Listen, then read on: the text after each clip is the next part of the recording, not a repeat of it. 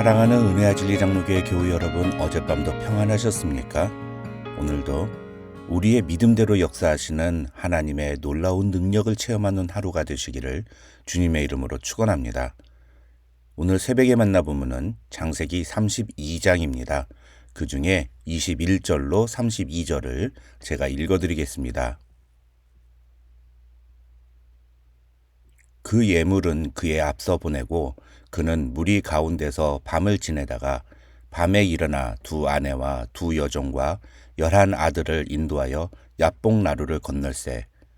그들을 인도하여 시내를 건너가게 하며 그의 소유도 건너가게 하고 야곱은 홀로 남았더니 어떤 사람이 날이 새도록 야곱과 씨름하다가 자기가 야곱을 이기지 못함을 보고 그가 야곱의 허벅지 관절을 치매 야곱의 허벅지 관절이 그 사람과 씨름할 때에 어긋났더라. 그가 이르되 날이 새려하니 나로 가게 하라. 야곱이 이르되 당신이 내게 축복하지 아니하면 가게 하지 아니하겠나이다. 그 사람이 그에게 이르되 네 이름이 무엇이냐? 그가 이르되 야곱이니이다. 그가 이르되 네 이름을 다시는 야곱이라 부를 것이 아니요 이스라엘이라 부를 것이니 이는 내가 하나님과 및 사람들과 겨루어 이겼음이니라. 야곱이 청하여 이르되 당신의 이름을 알려주소서. 그 사람이 이르되 어찌하여 내 이름을 묻느냐 하고 거기서 야곱에게 축복한지라. 그러므로 야곱이 그곳 이름을 브니엘이라 하였으니 그가 이르기를 내가 하나님과 대면하여 보았으나 내 생명이 보전되었다 함이더라. 그가 브니엘을 지날 때 해가 돋았고 그의 허벅다리로 말미암아 절었더라. 그 사람이 야곱의 허벅지 관절에 있는 둔부에 힘줄을 쳤으므로 이스라엘 사람들이 지금까지 허벅지 관절에 있는 둔부의 힘줄을 먹지 아니하더라. 야곱이 20년간의 타향살이를 끝내고 고향으로 돌아가기로 결정한 것은 하나님의 말씀에 대한 순종의 결단이었습니다.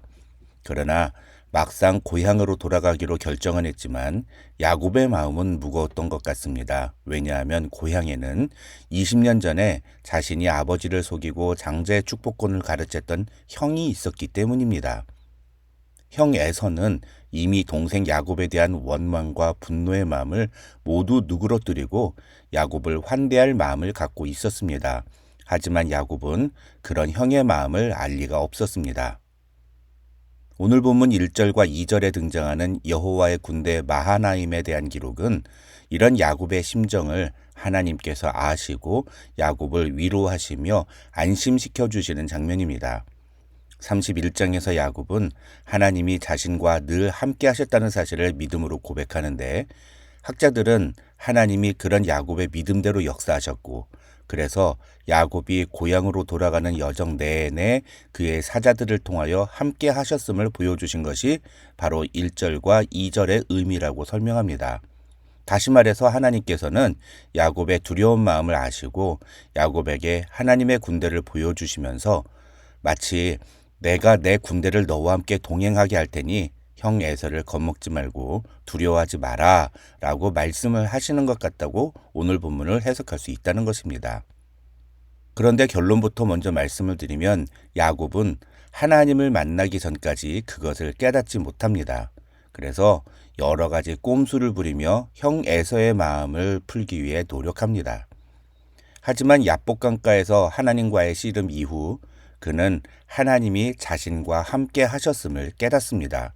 그리고 33장으로 넘어가면 32장과는 완전히 달라진 모습으로 형을 대합니다. 즉 하나님과의 만남을 통해 야곱이 완전히 변화되었다는 것을 보여주는 것이 바로 오늘 본문 창세기 32장의 내용인 것입니다.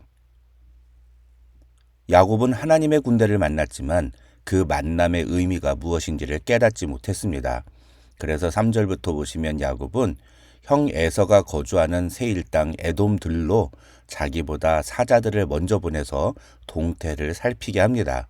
그런데 6절을 보시면 야곱의 지령을 받고 에서에게 다녀온 사자들은 형 에서가 군사 400명을 이끌고 지금 야곱을 만나기 위해 오고 있다고 야곱에게 보고합니다. 이 이야기를 들은 야곱은 어쩔 줄을 몰라하며 당황해합니다. 야곱은 형 에서가 자기를 죽이려고 400명의 군사를 이끌고 오고 있다고 생각했던 것입니다. 그래서 야곱은 대책을 세웁니다. 자기의 식솔들과 재산을 둘로 나누고 형 에서에게 바칠 예물을 준비합니다. 14절로 16절을 보면 야곱은 암염소와 암양 각각 200마리와 숫염소와 숫양 각각 20마리, 젖나는 낙타 30마리와 그 새끼, 암소 40마리와 황소 10마리, 그리고 암낙이 20마리와 새끼 10마리를 에서에게 바칠 예물로 준비하고 그것을 세 떼로 나누게 합니다.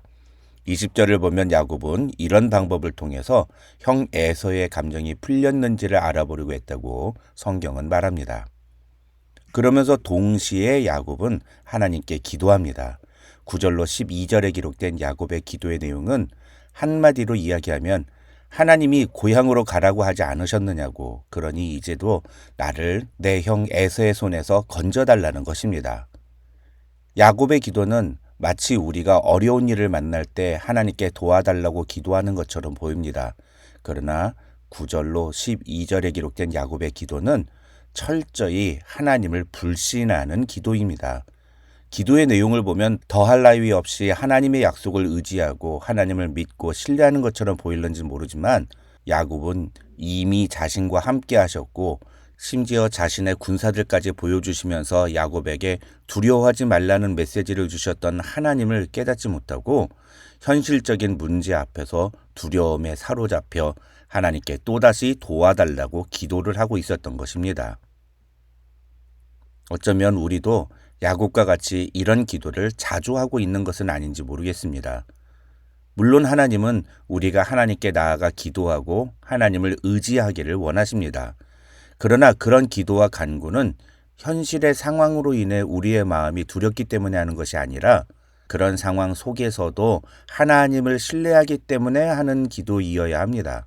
하나님이 어떤 분이신지를 분명하게 알았다면 야곱은 형 에서가 400명의 군대를 이끌고 자신을 향해 달려오고 있다 하더라도 그런 상황 앞에서 하나님의 도우심을 구하는 태도를 먼저 취했을 것입니다. 이것은 아주 미묘한 차이입니다. 결과적으로 보면 똑같지 않느냐고 말할 수도 있습니다. 하지만 하나님을 믿고 신뢰하기 때문에 하는 기도와 현실적인 문제와 상황 앞에서 두려움 때문에 하는 기도는 분명 다른 것입니다. 그렇게 형에게 바칠 예물들을 앞서 보내고 난 후에 야곱은 자기 부인들과 11명의 아들을 이끌고 야복강 나루를 건너게 합니다. 먼저 가족을 보냅니다. 그리고 자기의 소유물들을 건너가게 합니다. 그리고 마지막으로 야곱은 야복강을 건널 준비를 합니다. 여기서 우리는 야곱은 홀로 남았더니라는 24절의 표현에 주목할 필요가 있습니다. 절체절명의 위기 앞에서 야곱은 지금 혼자 남은 것입니다. 그런데 그렇게 혼자 남은 야곱이 갑자기 뜬금없이 어떤 사람하고 씨름을 했다고 성경은 말합니다. 도대체 무슨 일이 벌어진 걸까요? 야곱이 갑자기 왜 어떤 사람하고 씨름을 하고 있는 것일까요? 26절을 보면 야곱이 그 사람과 밤새 씨름을 했던 이유는 그 사람으로부터 축복을 받기 위해서였다고 성경은 말합니다. 도대체 이 사람에게 왜 축복을 받을 때까지 놓아주지 않겠다면서 이 사람과 밤새 야곱이 씨름을 했던 것일까요? 이것은 그만큼 야곱의 지금 심정이 절박하고 간절한 상태였다는 것을 보여주는 것이라고 볼 수 있습니다. 그래서 지나가는 누군가로부터 축복을 받지 않으면 자신은 견딜 수 없노라고 야곱은 생각했고 그 사람에게 축복을 해달라고 간절하게 애청했는데 그 사람이 자신의 말대로 자신을 축복하지 않자 야곱은 끈질기게 그 사람에게 달려들었고 그러다가 결국 씨름까지 하는 상황으로 번지게 된 것이라고 볼 수 있는 것입니다. 야곱의 인생은 평생 누군가의 것을 빼앗는 인생이었습니다. 형 에서에게서 장자권을 빼앗고 아버지 이삭에게서 형에게 주려던 축복을 빼앗고 외삼촌 라반에게서 두 딸과 재산을 빼앗은 것이 야곱이었습니다. 그리고 이제 야곱은 야복강에서 만난 사람에게 또 무언가를 빼앗으려고 하고 있습니다. 그런데 놀랍게도 야곱의 의지는 대단했습니다. 그 사람이 아무리 야곱을 떼어놓으려고 해도 야곱을 이길 수가 없었습니다. 그래서 그는 야곱의 허벅지 관절을 칩니다. 야곱은 그 일로 인해 평생 다리를 절며 살아야 했습니다. 하지만 그럼에도 불구하고 야곱은 그 사람을 놓아주지 않았습니다. 그러자 그 사람은 야곱의 이름을 이스라엘이라 부르라고 합니다. 이스라엘이란 하나님과 겨루어 이겼다는 뜻입니다. 그렇게 그 사람이 야곱을 축복하고 나서야 야곱은 그 사람을 놓아줍니다. 그리고 그는 그 사람과 싸운 장소를 브니엘이라고 이름 짓습니다. 브니엘이란 하나님의 얼굴이라는 뜻입니다. 쉽게 말하면 하나님을 만났다는 겁니다. 30절에서 야곱은 그 사람을 하나님이라고 표현했지만 호세아 선지자는 이 사람을 하나님의 천사라고 표현하기도 했습니다. 하지만 호세아 선지자의 말처럼 그 사람이 하나님의 천사라 할지라도 야곱의 해석이 틀린 것은 아닙니다. 중요한 건 이 하나님과의 만남 이후 야곱은 하나님이 자신과 함께 하시며 자신을 축복하신다는 사실을 분명히 알게 되었다는 것입니다. 하나님을 만나기 전까지 그는 형 에서에 대한 두려움에 사로잡혔습니다. 그래서 어떻게 하면 자기가 살 수 있는지를 고민하며 온갖 방법을 다 동원했습니다.